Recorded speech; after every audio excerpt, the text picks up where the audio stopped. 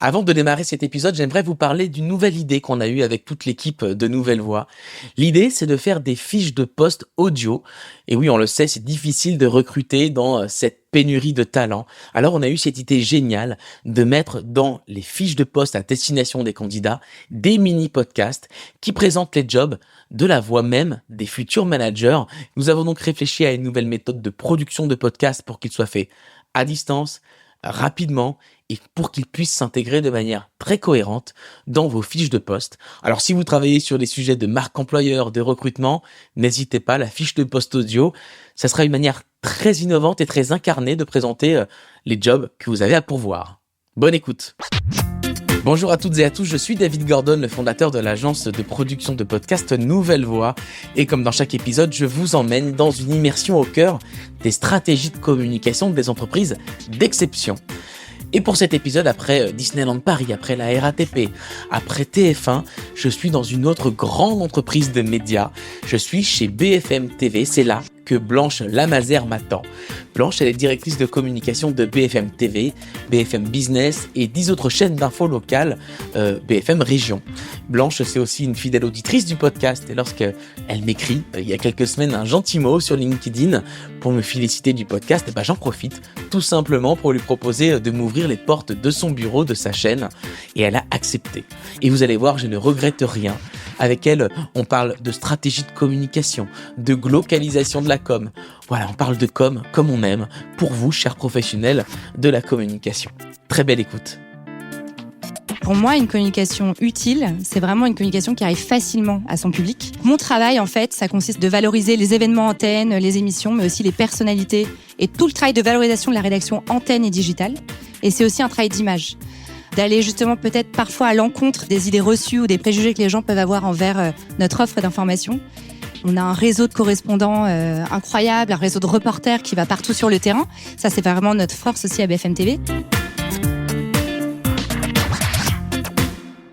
Bonjour Blanche. Bonjour David. Merci de nous accueillir ici chez BFM TV, mais pas que, parce que RMC TV, RMC, tout ça. Tu vas nous expliquer ce qui se passe ici et ce que tu fais toi au sein de la communication.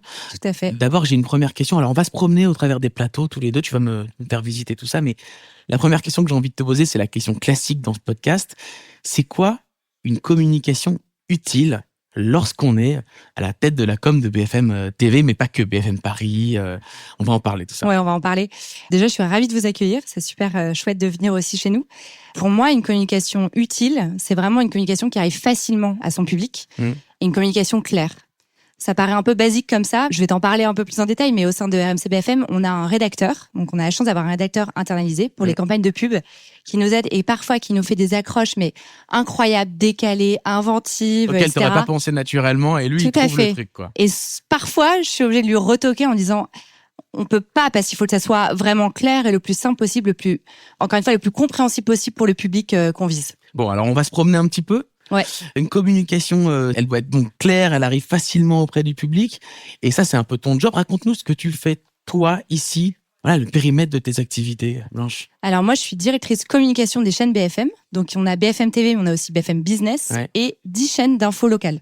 D'accord. Donc, mon travail, en fait, ça consiste au quotidien de valoriser les événements antennes, les émissions, mais aussi les personnalités et tout le travail de valorisation de la rédaction antenne et digitale.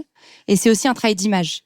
Un travail d'image, en fait, d'aller justement peut-être parfois à l'encontre des idées reçues ou des préjugés que les gens peuvent avoir envers notre offre d'information. Et au contraire, mettre en avant la rigueur, le niveau d'exigence de la rédaction, enfin des rédactions. Encore une fois, il y a beaucoup antenne et digital. Voilà, c'est tout ça au quotidien. Alors, sur quoi vous avez besoin de communiquer? Je comprends qu'il y a des avis, des idées reçues sur la chaîne. C'est majoritairement lutter contre les idées reçues, la com de toutes ces chaînes? Alors, non. Avant tout, notre ambition, c'est quand même de communiquer sur l'offre info que nos chaînes recouvrent. Donc, c'est mettre en avant les événements antennes. Par exemple, on a des soirées spéciales. Je pense à la dernière réélection de Poutine ou au contraire, là, à la prochaine élection américaine. Donc, on organise des grandes soirées spéciales. mais c'est aussi en fait tous les événements, les autres événements antennes.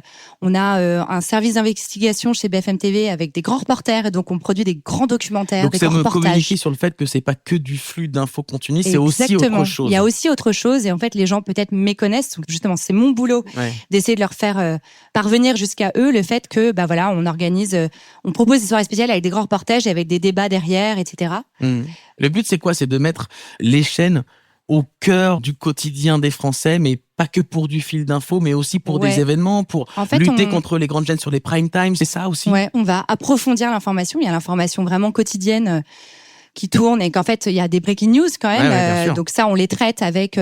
on a un réseau de correspondants incroyable, un réseau de reporters qui va partout sur le terrain. Ça, c'est vraiment notre force aussi à BFM TV. Mais ensuite, après, on a tout un travail, en effet, d'approfondissement de l'info à travers des débats avec plein d'opinions représentées. On a vraiment des débats équilibrés, mais surtout ces grandes soirées spéciales avec des spécialistes qui vont venir, soit en interne, soit de l'externe. Et surtout, encore une fois, ces grands documentaires Ligne Rouge qui durent, ça peut être un 23 minutes, mais on peut aller jusqu'à 56 minutes. Alors, c'est quoi, toi, ta stratégie de communication? Parce qu'on peut se dire, lorsqu'on est une grande chaîne d'infos, la plus grande chaîne d'infos, la communication s'incarne à travers l'écran quand chacun clique sur la chaîne BFM. Toi, comment tu fais ta communication? Quels sont tes axes pour atteindre de manière claire tes audiences? Alors déjà, je suis pas toute seule. J'ai une super équipe. On a chacun un périmètre d'action très défini. Et puis après, c'est quand même un métier de passion, donc au final, ça fonctionne. Ouais. On a un pôle relations presse. Pour moi, c'est hyper important. Les relations presse classiques, c'est l'envoi de communiqués de presse, les relances presse, l'organisation d'événements presse et autres. Ça permet d'aller toucher vraiment directement les Français dans plein de presses différentes, bien évidemment. On a un pôle partenariat où là, en fait, on va associer l'image de la chaîne à des grandes expositions, des grandes manifestations populaires, des partenariats médias aussi, avec des magazines, de la presse, etc. Donc, il y a beaucoup de partenariats qui sont créés avec des concerts, des événements différents, des festivals, c'est ça? Ouais, les partenariats, c'est vraiment un objectif d'image pour BFM TV. Et ça apporte du contenu antenne. Par exemple, on est partenaire des concerts de Céline Dion. Alors là, j'ai vu qu'elle était là récemment à Paris, donc j'espère qu'elle va reprendre. Ne me dis pas qu'elle va revenir. J'espère bien. Attends, tu me dis que notre partenariat dès que tu sais, tu me dis. Ouais. Et pour BFM Business, dont je m'occupe aussi, pour le coup, là, c'est plus un objectif de fidélisation, parce qu'on a un public qui est plus ou moins acquis et il faut qu'on puisse vraiment les fidéliser. Et pour nos chaînes BFM d'info locales, et là, on arrive justement sur le plateau de BFM Paris Île-de-France, c'est un objectif de notoriété. On va faire un petit stop ici, justement. On va parler des chaînes locales. D'abord, j'ai une question à te poser. On peut s'asseoir sur le plateau. Oui, voilà, bien sûr. Je suis comme un invité. Voilà.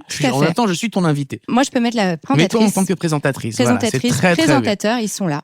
Voilà, ils sont là. Moi, je passe jamais à l'antenne, mais. Écoute, là, voilà, tu t'assois. Ma grand-mère me demandait souvent quand elle comprenait pas mon métier, mais. Voilà. Là, ta grand-mère va tout comprendre avec cette interview.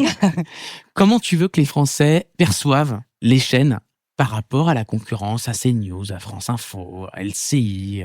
Et peut-être que d'ailleurs, vous ne vous limitez pas à ces chaînes en termes de concurrence. Peut-être que même on peut étendre ça à France 2, TF1, etc. Tout à fait. Ouais. C'est exactement ce que j'allais te répondre. BFM TV, c'est le leader de l'info en France. On rassemble 12 millions de personnes chaque jour à la télé, en cumulé. Et bien sûr, en digital, tu as des millions de visites, de clics sur les réseaux sociaux, de podcasts téléchargés, etc. Moi, je pense qu'aujourd'hui, les chaînes info, les 4 chaînes info, elles ont toutes trouvé maintenant leur positionnement propre. Donc, je pense que BFM TV, on a vraiment une offre différenciante. On est la chaîne qui rassemble, voilà, tous les Français avec. J'en parlais un petit peu avant, mais avec justement des débats. En fait, on va traiter des documentaires, on va des traiter grands toutes événements. les actualités. En plus, à travers plein de supports autres sur le digital, les podcasts, etc., à l'antenne, etc., avec justement nos réseaux de reporters aussi sur le terrain. Mais on va aussi traiter à travers des débats ou des breaking news ou des informations à l'international aussi. Donc, je pense qu'on a vraiment une offre qui est propre à la marque BFM. Après, sur les grands événements d'actualité, en fait, nos vrais concurrents aujourd'hui, c'est les grandes chaînes généralistes. Ça va être du TF1, du France Télévisions, où là, on est souvent 3e chaîne de France. C'est intéressant parce que tu veux qu'elles soient perçues comme des chaînes qui rassemblent. C'est souvent des vœux que peuvent faire plein de marques. On veut que les marques rassemblent plein de consommateurs, plein de clients. Comment on travaille ça pour que la marque puisse être considérée comme rassembleuse? Alors déjà, il y a les faits. En effet, c'est quand on rassemble 12 millions de personnes. Donc ça, c'est les faits. C'est pas la com, ça, c'est le Voilà, on a une responsabilité. Et donc, en com, moi, mon objectif, justement, ça a été de me dire, en fait, on va travailler sur des partenariats qui rassemblent les gens. Donc, on est partenaire du Carnaval de Nice, on est partenaire de tous ces événements, de Bordeaux Fête le Vin, tous ces événements. Et en plus, hors Paris, ne pas se limiter qu'à Paris. Ouais. Donc, c'est ça aussi, cette stratégie de chaîne locale, c'est ça. C'est de dire, on est partout et on rassemble tout type d'audience dans les villes françaises, quoi. Ouais, alors, le BFM d'info local, c'est vraiment différent. Et c'est une autre stratégie pour moi. Parce que là, on est vraiment dans le nation avec BFM TV sur les événements, encore une fois, qui rassemblent. Et des événements un peu feel good, des événements sympas. Voilà, on est partenaire de concerts, on parlait de Céline Dion ou autre, ou des grandes expositions, où là même, tu sais qu'il y a des gens en région qui vont venir à Paris spécialement, je sais pas, sur les fêtes de Noël ou autre, aller voir la super belle expo au musée d'Orsay, au musée du Louvre, dont on est partenaire. Après, les chaînes BFM d'info locale, on est plus sur une campagne de proximité. Donc là, ouais, en effet, il faut qu'on aille toucher le quotidien des gens. On a monté des super campagnes de pub, de notoriété, encore une fois, parce que les chaînes sont très récentes, sur des sacs à pain ou des sacs à pharmacie, ou carrément des sets de table, tu vois, dans les brasseries. Parce qu'on se dit, on va vraiment essayer de toucher au plus près du cœur de la vie des gens. Et parce qu'en plus, l'info qui est délivrée sur ces chaînes d'info locales, ça parle de ça, en fait. Ça parle de ça. Ça parle du marché, du machin, enfin voilà. Ouais. Donc, c'est vraiment différent et c'est d'autres sortes de partenariats. C'est des partenariats qui sont un petit peu plus réduits, qui ont forcément des campagnes de com géographiques plus restreintes, mais vraiment en cohérence avec nos chaînes d'info locales. Donc en fait, BFM et les BFM d'info locales, elles se marchent jamais dessus.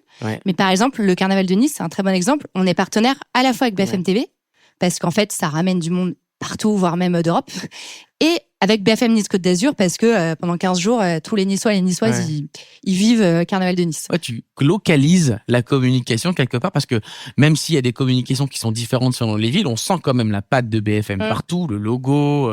Et puis j'imagine que l'image de BFM fait bénéficier une image favorable aux chaînes locales et inversement. Donc du coup, c'est vraiment... Ouais, c'est ça, c'est une localisation de la communication. Totalement, et c'est pour ça que dans mon spectre, j'ai vraiment toutes les chaînes BFM. Je suis directrice com de toutes les marques BFM, parce qu'on se dit qu'en effet, chaque action va nourrir aussi notre chaîne. Et c'est aussi un de mes combats, d'essayer de bien différencier et que les gens ne mélangent pas toutes les marques BFM. BFM Business, c'est pas BFM TV. Et c'est intéressant ce que tu dis, c'est-à-dire qu'il y a toi qui pilotes l'intégralité de ces marques, donc tu as une vue d'ensemble, tu peux coordonner. Est-ce qu'il y a des responsables par marque quand même que tu encadres, ou est-ce que non, tout le monde est plutôt dans l'équipe couteau suisse et alors, dans mon service, polyvalent? On est une petite équipe, mais encore une fois, super équipe, on se serre les coudes. Moi, j'ai un responsable presse, une responsable presse que vous avez croisé tout à l'heure, Claire, responsable partenariat, Mathilde, et un chargé de communication locale, Arzel. Et en fait, Mathilde et Claire, elles vont bosser sur BFM TV, BFM Business, et Arzel, il va vraiment se concentrer en effet sur les chaînes BFM locales. Et Claire travaille aussi quand même sur les BFM locales. On a cette vision globale qui fait qu'en fait, quand tu travailles avec des journalistes médias pour avoir justement un reportage ou une interview dans Le Parisien, Le Figaro ou autre, on sait que ce contact-là, il peut aussi nous servir justement pour les BFM d'info locales à un moment donné. Donc c'était plus simple de centraliser, de globaliser tout ça. Est-ce qu'il vous arrive de faire des commandes éditoriales pour les besoins de la com? Est-ce qu'on peut faire ce reportage-là? Est-ce qu'on peut couvrir cet événement de nous sur BFM TV? Alors, dans le cadre des partenariats de visibilité, c'est des partenariats d'échange, il n'y a pas d'apport financier. Oui. Mais c'est toujours avec l'accord de la rédaction. Je reprends mon exemple de Céline Dion ou du Roi Lion. On est partenaire du Roi Lion à Mogador, spectacle incroyable. Et en fait, on va voir le service culture, on leur dit voilà, nous, on a un super partenariat, ou en tout cas, c'est des super bénéfices pour l'image de la chaîne. Est-ce que côté antenne, vous nous suivez? Et là, ils vont dire, c'est canon. On va faire un reportage dans les coulisses, les costumes, etc. Donc, ces partenariats peuvent également créer des contenus et donc vous êtes en relation avec les contenus. Exactement. Mais jamais la com impose à l'édito quelque chose. Ils ont une indépendance éditoriale. Ils ont cette liberté, en effet, tout à fait. Mais voilà, on est, encore une fois, on est une rédaction aussi assez unie. Tu l'as vu dans nos étages, on est au même niveau. Donc en fait, on se croise tout le temps, c'est très fluide entre nous. On a effectivement le sentiment qu'il y a de la polyvalence à tous les étages. Et au sein des étages... C'est le mot. C'est ça, hein. Vous êtes très couteau suisse, j'ai l'impression. Exactement. C'est ça. Est-ce que tu t'inspires, toi, de chaînes internationales, des grandes chaînes d'infos américaines? Est-ce que tu regardes ça? Ouais. Alors, j'ai toujours un œil sur les campagnes de pub, notamment BBC, CNN. Et en fait, parfois, quand même, c'est pas toujours hyper réussi. Ouais, c'est ça. J'allais te demander quel regard tu portais sur ça. J'avais un petit exemple à te confier. En fait, quand je suis arrivée, moi, à BFM, je venais de RTL. Donc, RTL, c'est une radio qui a un public très fidèle, un public d'habitués. C'est une ancienne radio, donc elle a un socle, en fait, d'auditeurs vraiment présents. Et à BFM, je me suis dit, il faut vraiment que j'arrive à premiumiser l'image de la chaîne. Et donc, je suis allée observer ce que faisait CNN. Je me suis dit, OK, je vais m'attaquer à l'image de la chaîne via les photos de nos personnalités antennes qu'on utilise après dans tous nos outils de com, dossiers de presse, site internet, digital, mais aussi à l'antenne. On a des infographies où souvent on annonce les rendez-vous, donc on voit leur tête, etc. Et donc, j'ai travaillé sur un brief complètement inspiré de CNN, un brief très précis sur le positionnement, le travail de lumière, le maquillage, le stylisme des personnalités CNN pour nos personnalités antennes, pour des photos, pour un grand shooting photo solo et duo. Mais on n'est pas l'Amérique. On a fait appel à un super photographe que j'adore, hyper doué. Le résultat était canon. Mais en fait, rapidement, c'était démodé, c'était ringard. La direction artistique n'était pas du tout adaptée au public français. On a des communications en Europe et en France en particulier bien plus innovantes et bien plus sympathiques qu'aux États-Unis où c'est à l'ancienne, bien sûr. Totalement. Même le stylisme. Enfin, vraiment, le stylisme, pour nous, les chaînes info, c'est vraiment différent. Et donc, rapidement, je me suis dit, non, en fait, il faut avant tout s'adapter au public. Il y a plein de bonnes idées à prendre, donc tu regardes, mais en fait, tu sais maintenant qu'il faut prendre aussi tes distances par rapport à une autre cible finalement. Il faut garder l'objectif, et c'est pas facile en plus pour BFM-TV parce qu'on a une cible grand public. C'est-à-dire, j'ai pas de public. Voilà. Mais alors, du coup, quand on fait du flux, il y a des critiques, il y a des commentaires, il y a parfois des bourdes qui sont commises. Comment on gère ces commentaires négatifs, que ce soit dans la presse, dans les réseaux sociaux, dans les médias? C'est aussi un de tes rôles de faire ça? Bah, écoute, c'est un peu le jeu aussi d'être leader dans son secteur. Quand je suis arrivée, encore une fois, l'image que j'avais d'RTL, et quand je suis arrivée ici, j'étais un peu déstabilisée. Je savais pas par où commencer. C'était compliqué de pas prendre pour moi, en fait, même personnellement, les critiques. Et la direction à l'époque, donc Guillaume Dubois et Hervé Bérou, m'avaient rappelé, à juste titre, que TF1, en son temps, dans les années 80, s'était pris un flot de critiques monumentales. Donc l'idée, c'est de garder son cap. Bon, après, pour sa santé mentale, ne pas lire les commentaires, évidemment. Mais après, moi, mon rôle en tant que directrice communication, c'est justement d'aller rétablir la vérité. Et tu l'as rétabli comment? Par des communiqués de presse, des CP, En fait, c'est justement de mettre en avant ce qu'on disait. BFM, c'est pas un robinet à info en continu. C'est des reportages. On est la chaîne télé qui produit le plus de reportages quotidiennement. Il y a des choses qu'on méconnaît. Donc, en fait, c'est à moi de faire en sorte que, via des interviews, des reportages, on fait venir des journalistes médias ici. On va bientôt en faire un avec Télé 7 jours qui va faire 24 heures dans la vie de BFM et qui pourra se rendre compte en fait de la multiplicité des sujets, des actualités, etc. Voilà. Donc c'est du travail un peu de longue haleine, mais déjà oui, on y arrive. Et après, il y a un autre sujet qui me tient mais énormément à cœur, c'est l'éducation aux médias.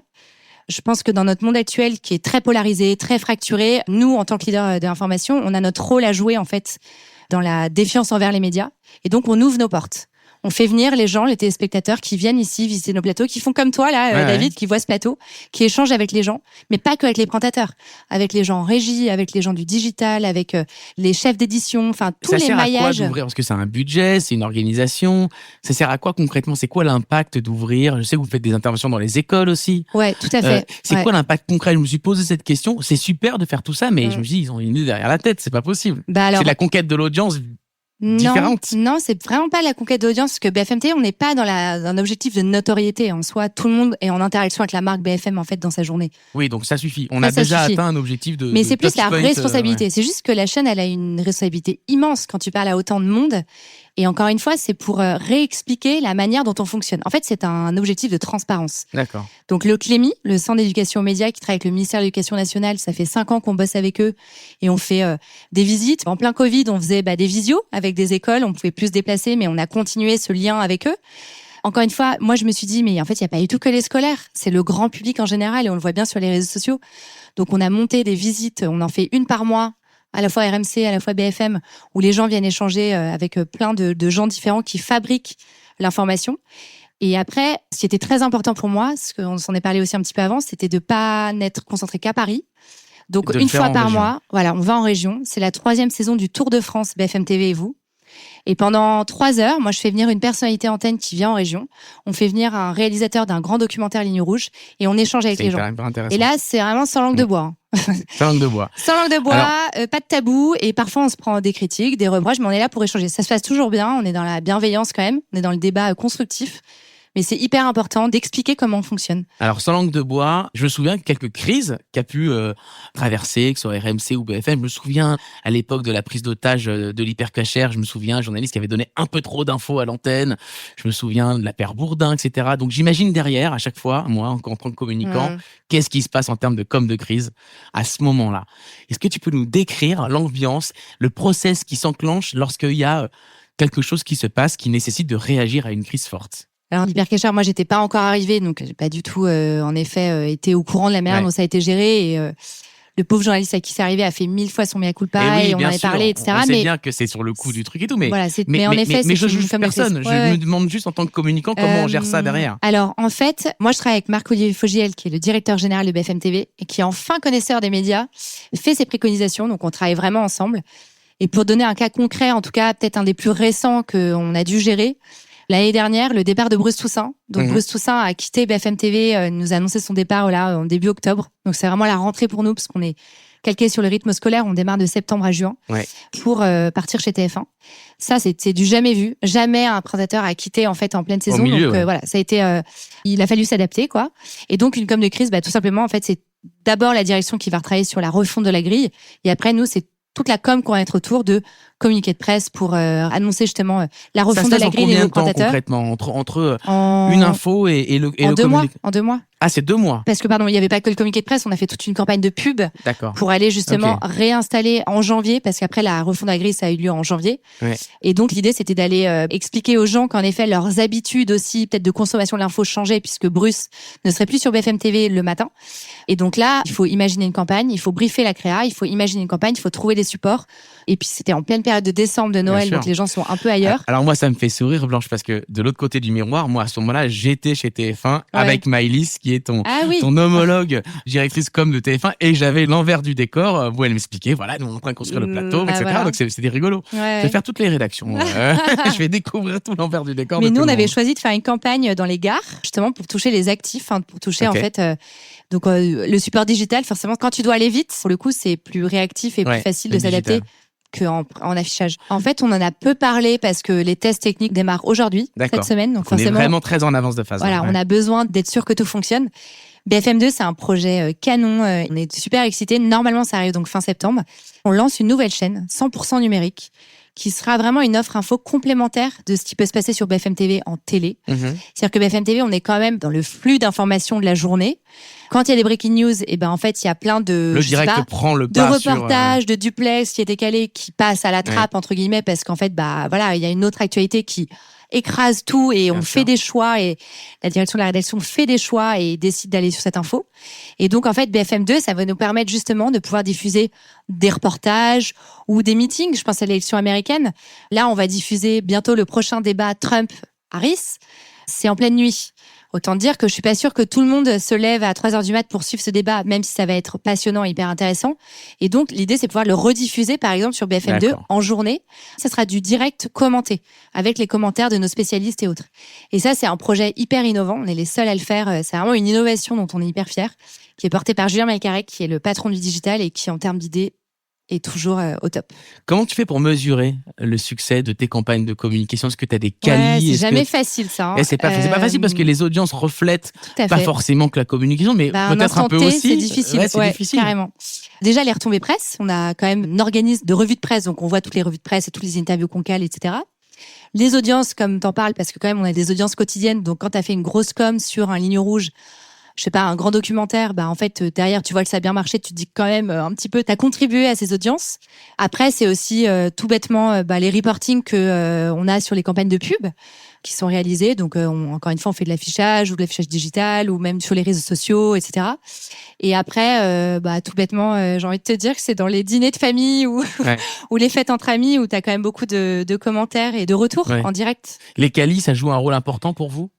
Vous orientez les choses différemment? Alors moi, au niveau com, oui et non. C'est-à-dire que c'est sûr, ça sert surtout à la direction de l'antenne, qui en fait vont travailler à chaque fois les grilles en s'appuyant en effet sur des qualis sur la saison pour modifier. D'accord, c'est surtout sur l'antenne. Oui. Après, tout ce qui est fait à l'antenne, bien évidemment, se retranscrit dans la créa et tout le travail Bien de sûr. créa. Et donc, nos campagnes de pub.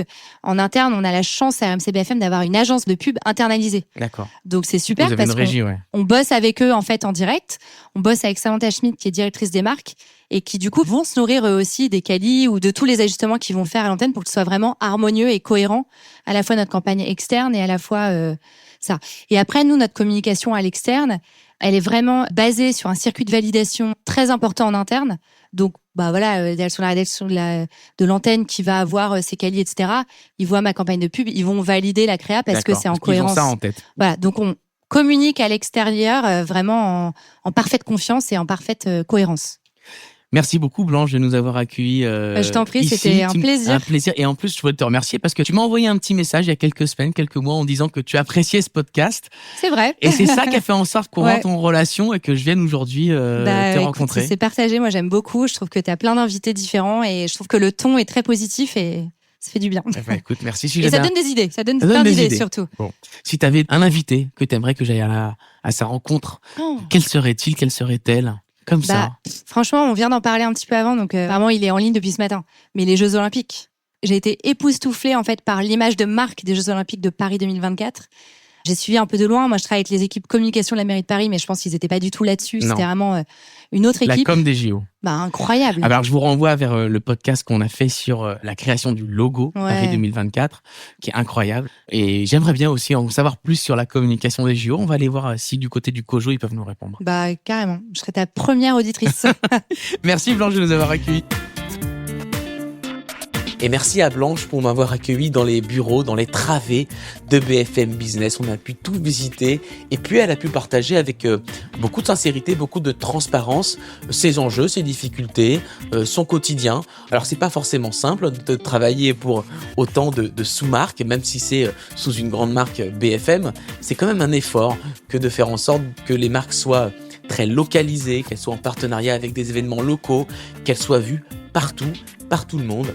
Donc c'est un gros travail qu'elle mène avec son équipe, un travail passionnant. Et moi j'ai adoré la rencontrer. Je vous donne rendez-vous à très vite pour un prochain épisode. D'ici là, n'hésitez pas à vous abonner, à nous faire un petit retour sur le podcast. Et si comme Blanche, vous voulez participer à ce podcast, écrivez-moi. On se rencontrera avec grand plaisir. À très bientôt.